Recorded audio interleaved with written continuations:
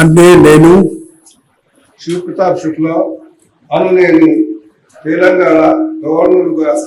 నా బాధ్యతలు శ్రద్ధతో నిర్వహిస్తానని నా పూర్తి సామర్థ్యం మేరకు రాజ్యాంగాన్ని మరియు చట్టాన్ని పరిరక్షిస్తానని సంరక్షిస్తానని కాపాడుతానని తెలంగాణ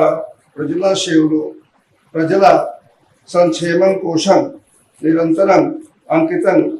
అవుతానని దైవ సాక్షిగా ప్రమాణం చేస్తున్నాను.